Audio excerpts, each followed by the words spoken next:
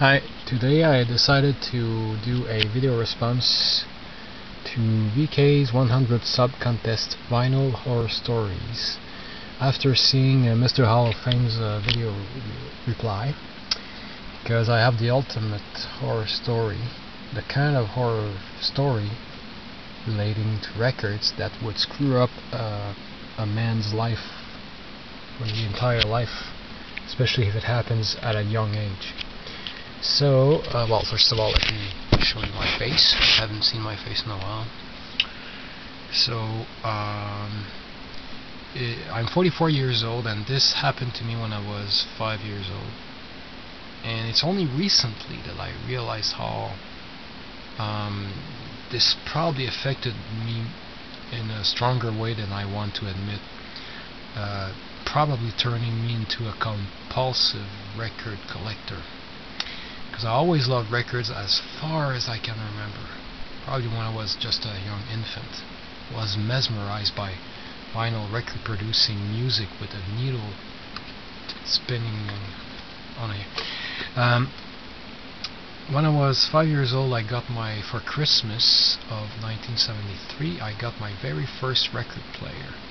I'm not sure of the brand, because the only photo I have left of that record player, well, I'll show you the photo. It's right here.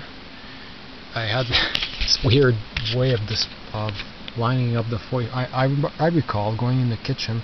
I had a stack of records on the kitchen table there, and I would play them always in the same order. I don't remember if I used to play both sides or only one side. I know later on I played both sides of all my records. I would have this weird system of putting the next one here, playing it there, putting it to the right. I don't know what the middle one is, but it's hiding the brand. I think it's an Eaton Viking, but I'm not sure. This record player I got for Christmas 1973 with one record. And then my aunt, who was only 7 years older than me, gave me a stack of used records, which we see here. I would pay hundreds of dollars not to get these records, just to get a list of what these records were, because I would love to know what they were, but I don't know. I suspect this is a London, this is Vedette, this is a French-Canadian label, this is also a French-Canadian label called Jeunesse, and I remember, because there's another photo, and we see what's on the table, it's on the Canusa label, it's on 2 Nanette Workman records. Some records I was able to manage, I was able to figure out what they were. Some are lost in forever in terms of memory. I would never know what they were. Probably that even if I would hear them again, the memory would be gone. Anyway, this was like probably one of the happiest childhood memories that I had. And you can't see him. You can see an arm. I've cut him out of the picture for you'll understand why.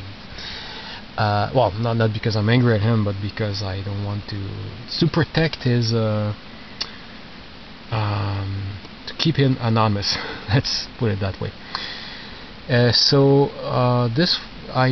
These happy times with this record player didn't last very long, just a few weeks, I think.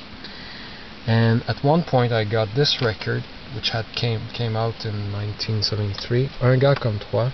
Un gars comme toi by René Claude, and because that's the record I remember the most being part of this horror story. So basically what happened is, let's put this on me. Okay, it's boring just to look at one photo.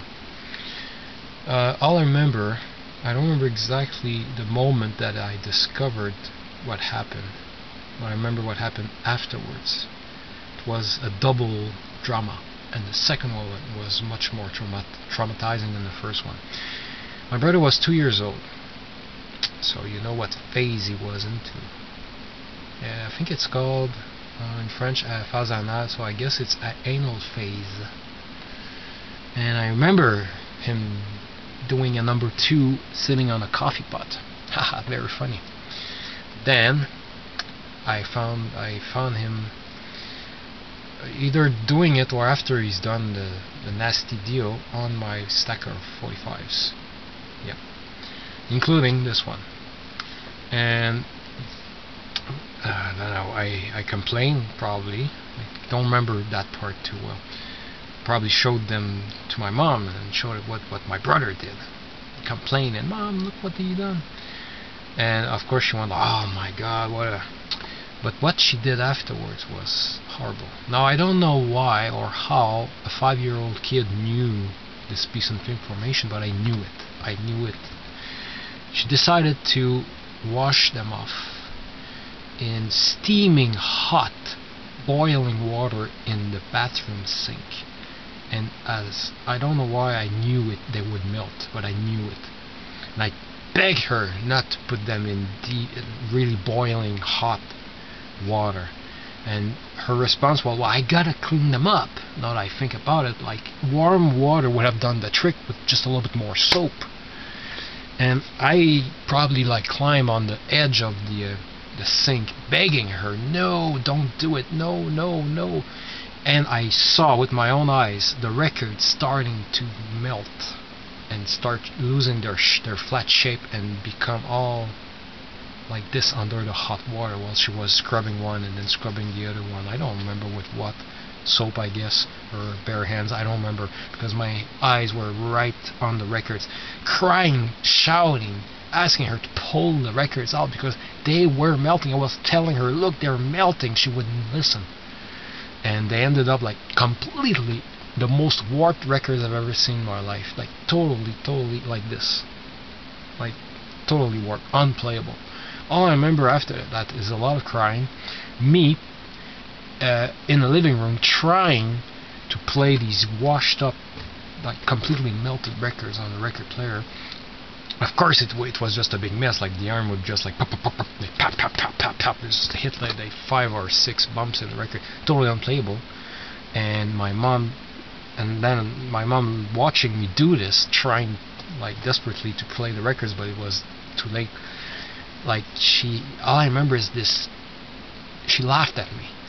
Now that I think about it, it's probably some sort of like nervous, uneasy laugh, like she couldn't lower herself to just say I'm sorry. And the good thing, the nice thing to do would have been to say, I'm sorry, I did not know, or you were right, they melted. This weekend we'll go to the store, we'll get you some more records. End of story. No, I never got any replacement records for it. I had a whole stack and they're gone, completely gone. No more records. I'm this guy who loves records. I'm 5 years old. I had a record player just a few weeks before that, or a few months, because by the spring of '74 there were no more records and the record player was broken. Why? Because I had this record player with no records to play. They'd never bothered buying other records to replace the ruined pile of records. And I recall we had guests over, relatives playing cards in the kitchen on the same table you see in the photo. And I don't know what came over me. I grabbed a screwdriver. I was on the floor of the kitchen. I started opening the record player. They had screws in the corner just to see what it was like inside. And I broke it, of course, because I was 5 years old. And I suspect my parents let me do that because I had just this record player with no records, and probably they figured if they let me break the record player, they won't have to bother buying more records. I don't know, but it took a while before I got more records, and another record player especially. It took a few years actually, and that probably screwed me for life. And yeah, I want to see if you guys have a record horror story worse than this one. I would love to hear it. And yep, I hope this story scared you. Thanks for watching.